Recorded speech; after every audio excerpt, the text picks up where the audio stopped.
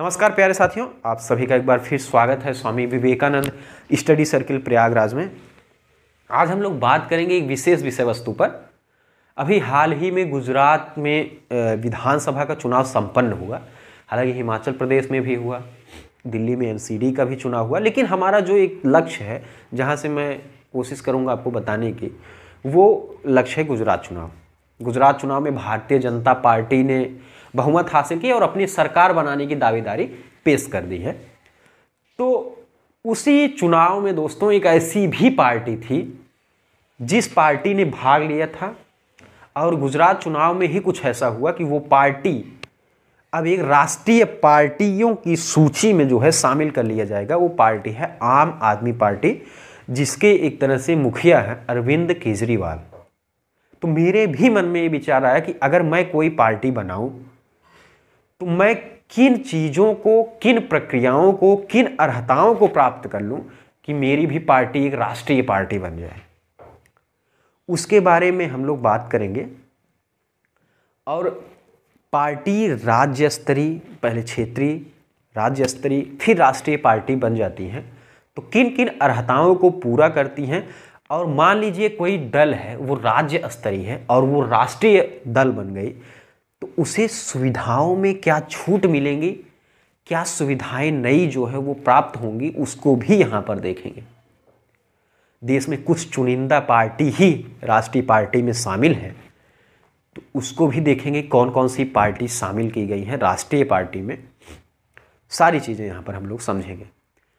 देखिए, सबसे पहले दोस्तों मैं आपको, कई बार मैंने आपसे चर्चा भी की है कि देश में चुनाव जो होता है, चुनाव का उत्सव एक बहुत बड़ा उत्सव होता है, और चुनाव को शांतिपूर्ण ढंग से, अच्छे तरीके से, जो चुनाव की प्रक्रिया है, उन सब सारी प्रक्रियाओं की देखभाल और लागू करने का जो अधिकार है वो है चुनाव आयोग के पास, जिसका वर्णन संविधान में भी किया गया है। संविधान में पूर्ण रूप से ये व्यवस्था दी गई है कि चुनाव आयोग होगा, और वो चुनाव आयोग देश में चुनाव का काम कराने में अपना एकदम मूल रूप से और पूर्ण जो है सुविधा प्रदान करेगी। तो उसी के बारे में हम लोग बात करेंगे। चुनाव आयोग ही ये डिसाइड करेगी कि ये राज्य स्तरीय पार्टी हो गई है या ये राष्ट्रीय दल हो गई है। तो सबसे पहले हम लोग बात कर लेते हैं राज्य स्तरीय दल की। राज्य स्तरीय यानी राज्य के लेवल पर मान्यता किसी पार्टी को कैसे मिलती है, किन चीज़ों को वो पूरा कर ले कि वो है एक राज्य स्तर की पार्टी बन जाए। सभी चीज़ें हम लोग यहाँ पर देखेंगे। साथ ही साथ दोस्तों, जो भी हमारे मित्र चैनल पर पहली बार आए हैं, चैनल को सब्सक्राइब कर लें ताकि आपको हर वीडियो का नोटिफिकेशन आसानी से मिल सके। 2019 के लोकसभा चुनाव के बाद जो राज्य स्तरीय दल बनने की मान्यता है, उसको देखते हैं हम लोग। चुनाव आयोग कहता है आप हमारी इस मांग को पूरा कर दीजिए तो आपको राज्य स्तर के हम पार्टी बना देंगे। और क्या मांग है उनकी? उनकी मांग है कि जिस राज्य में आपको प्राप्त करना है, उस राज्य की विधानसभा का चुनाव हो। मान लेते हैं उत्तर प्रदेश में हमें किसी पार्टी को राज्य स्तर की पार्टी बनानी है, तो क्या करिए, उस विधानसभा के चुनाव में क्या करिए साथियों, विधानसभा के चुनाव में वैलिड वोट मान लेते हैं उस राज्य में, उत्तर प्रदेश में 1 लाख टोटल वैलिड वोट है।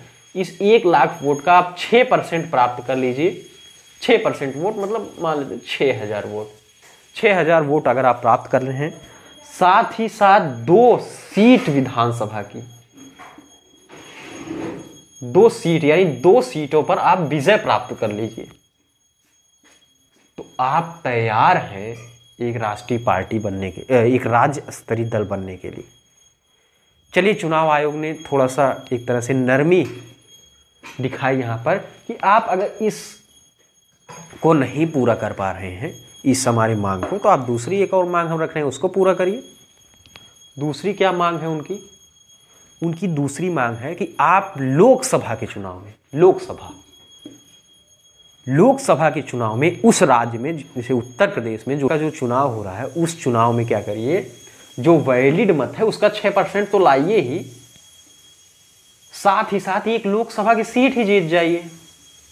एक लोकसभा की सीट जीत जाइए, आपको हम राज्य स्तर की पार्टी बना देंगे। चलिए मान लीजिए इसको और इसको दोनों को नहीं पूरा कर पा रहे हैं, तो एक तीसरी डिमांड हमारी है, इसको पूरा करिए। तीसरी डिमांड क्या है कि आप विधानसभा में 3% या 3% या 3 सीट विजय प्राप्त करिए। 3 सीट पर इनमें से जो ज्यादा हो तो आपको क्या बना देंगे, एक राज्य स्तर की पार्टी बना देंगे, राज्य स्तर पार्टी। एक चौथी उनकी डिमांड है कि आप लोकसभा के चुनाव में प्रत्येक 25 सीट पर क्या करिए, विजय प्राप्त करिए एक पर प्रत्येक 25 सीटों पर एक सीट पर जीत हासिल करिए, एक सीट पर जीत हासिल कर लीजिए। आप विधानसभा के चुनाव में या फिर लोकसभा के चुनाव में 8% वैलिड मतों का आप 8% मत प्राप्त कर लीजिए, तो आपको एक राज्य स्तर की पार्टी हम बना देंगे। ये बन गई आपकी राज्य स्तर की पार्टी। अब हम लोग राष्ट्रीय दल समझ लेते हैं कि राष्ट्रीय दल कैसे बनेगा, यानी राष्ट्रीय पार्टी कैसे बन गई, आम आदमी पार्टी। और हम भी अगर इन अर्हताओं को पूरा कर लें तो हम भी राष्ट्रीय पार्टी बन जाएंगे। तो ये तो मैंने आपको बता दिया राज्य स्तर की पार्टी बनने के लिए।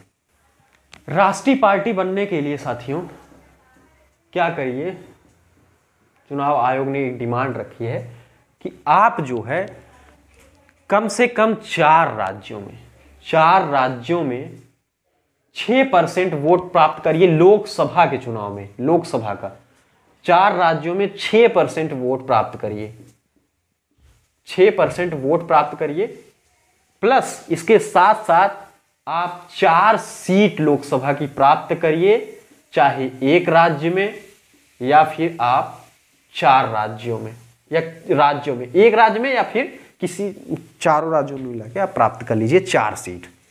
ये उनकी एक डिमांड है, तो आपको राष्ट्रीय पार्टी का दर्जा प्राप्त हो जाएगा। चलिए इसको नहीं पूरा कर पा रहे हैं तो दूसरी क्या बात है, दूसरी बात है आप लोकसभा में 2% स्थान रखिए। लोकसभा की जो सीटें हैं उन सीटों में आपकी 2% की सहभागिता हो, और ये 2% सीट, जो 2% सीट आप जीत रहे हैं, ये सीट किसी एक ही राज्य में मत जीत जाइए कि जैसे उत्तर प्रदेश में ही आपने 2% सीट लोकसभा वाली जीत ली, ऐसा नहीं करना है। आपको 3 अलग अलग राज्यों में भी, आपको 3 अलग अलग राज्य में ये सीट जीतनी है। मान लीजिए आप उत्तर प्रदेश में जीतिए, बिहार में जीत जाइए, मध्य प्रदेश में जीत जाइए। ये 4 जो सीट मैं आपको बता रहा हूँ 2% सीट, ये 2% सीट आप 3 राज्यों में जीतिए, तो आपको क्या हो जाएगा, एक राष्ट्रीय पार्टी बनने का मौका मिल जाएगा। तीसरी एक बात और यहाँ पर देख लेते हैं हम लोग। तीसरी बात क्या है कि दोस्तों आप कम से कम 4 राज्यों में क्या करिए, 4 राज्यों में एक राज्य स्तरीय दल हो, राज्य स्तर की पार्टी बन जाए, राज्य स्तरीय दल की पार्टी बन जाए। तो आम आदमी पार्टी ने क्या किया है, इनमें कौन सी अर्हता को पूरा किया है आम आदमी पार्टी ने, तो आम आदमी पार्टी ने दोस्तों यही तीसरी वाली जो डिमांड है इसको पूरा कर दिया। 4 राज्यों में वो राज्य स्तर की पार्टी बन चुकी है।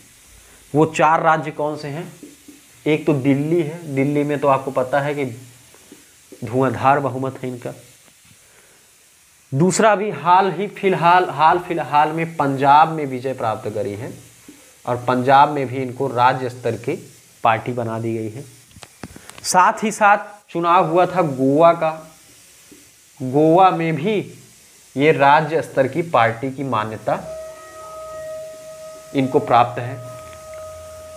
और जो चौथा अभी गुजरात में ही चुनाव हुआ उसमें 13% से अधिक मत प्राप्त करके ये राज्य स्तर की पार्टी वहां पर बन गए गुजरात में।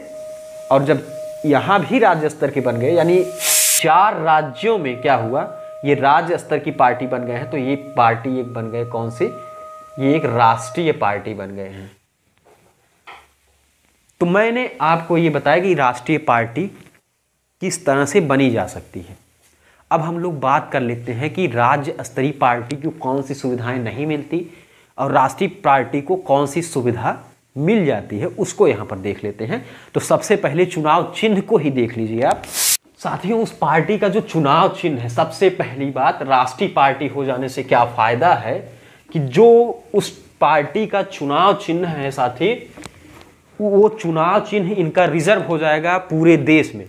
जैसे झाड़ू है आम आदमी पार्टी का चुनाव, जैसे आम आदमी पार्टी का चुनाव चिन्ह झाड़ू है। अब ये झाड़ू रिजर्व हो गया है आम आदमी पार्टी के लिए। किसी भी राज्य में किसी पार्टी को झाड़ू चुनाव चिन्ह नहीं मिलेगा। अब ये सिर्फ आम आदमी पार्टी को हर राज्य में मिलेगा। अभी राज्य स्तर की पार्टी हो जाए, राज्य स्तर की, उसमें जो चुनाव चिन्ह होता है वो चुनाव चिन्ह रिजर्व होता है, लेकिन उन्हीं राज्यों में होगा जहां पर वो पार्टी चुनाव लड़ेगी। जैसे मान लेते हैं समाजवादी पार्टी है, समाजवादी पार्टी राज्य स्तर की दल है, ये राज्य स्तर की पार्टी है, इसका चुनाव चिन्ह है साइकिल। साइकिल, ये जहां जहां चुनाव लड़ेंगे यहां पे चुनाव चिन्ह इनका साइकिल रहेगा, लेकिन पूरे देश में सिर्फ इन्हीं के लिए रिजर्व नहीं है।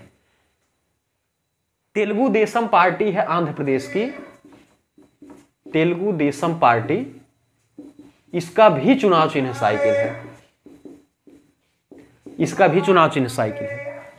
लेकिन अब अभी यही राष्ट्रीय पार्टी होती तो इसका चुनाव चिन्ह अब कोई पार्टी नहीं ले सकती थी, लेकिन राज्य स्तरीय है तो जिस राज्य में चुनाव नहीं लड़ रही है वहां पर उनके चुनाव चिन्ह को किसी दूसरे पार्टी को दिया जा सकता है। तो अब सबसे पहली बात ये चुनाव चिन्ह का मसला हो गया। दूसरी बात अगर हम लोग देखें, यहां पर किसी भी पार्टी में स्टार प्रचारक होते हैं। स्टार प्रचारक की बात कर लेते हैं। स्टार प्रचारक, देखिए क्या होता है कि चुनाव आयोग किसी उम्मीदवार को पैसे खर्च करने की बाध्यता दी होती है कि आप इससे ज्यादा पैसा नहीं खर्च कर सकते। तो जो स्टार प्रचारक होते हैं, उन स्टार प्रचारकों का जो खर्च है वो किसी उम्मीदवार के उस वाले जो बाध्यता है उसमें काउंट नहीं होगा। वो स्टार प्रचारक वहां पर जाएगा तो वो खर्चा उसमें काउंट नहीं होगा जो उम्मीदवार के लिए डिसाइड की गई है। तो राज्य स्तर की पार्टी को सिर्फ 20 स्टार प्रचारक रखने की अनुमति है, जबकि राष्ट्रीय पार्टी अगर आप बन गए हैं तो आप 40 स्टार प्रचारक रख सकते हैं। यानी 40 प्रचारक के खर्चे को आपके उम्मीदवार के उस डिमांड में नहीं काउंट किया जाएगा।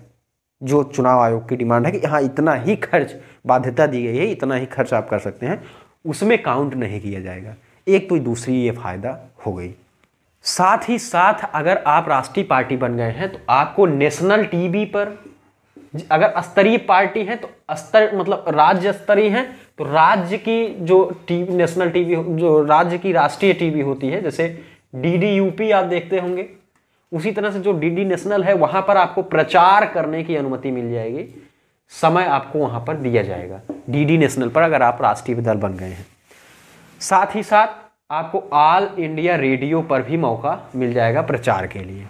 तो ये सब सुविधाएं राष्ट्रीय पार्टी और राज्य स्तरीय पार्टी में जो अंतर है उसको यहाँ पर हम लोगों ने देखा और आपको बताया भी। अगर कोई चीज़ आपको किसी वर्ड को समझने में दिक्कत हुई है तो आप कमेंट बॉक्स में बता दीजिएगा, हम लोग फिर बाद में उसको चर्चे में लेके आएंगे और सारी चीज़ें आपको यहाँ पर बताएंगे। और जो भी हमारे मित्र चैनल पर पहली बार आए हैं तो वो लोग क्या कर लीजिए, चैनल को सब्सक्राइब कर लीजिए ताकि आपको वीडियो का नोटिफिकेशन जो है आसानी से प्राप्त हो सके, उसमें कोई प्रॉब्लम ना हो। और बहुत सारी वीडियोस मैंने आपको बना के दिए हुए हैं, आप लोग उन वीडियो को देखिए और समझिए चीज़ों को। मिलते हैं फिर किसी नए वीडियो में, तब तक के लिए जय हिंद, धन्यवाद।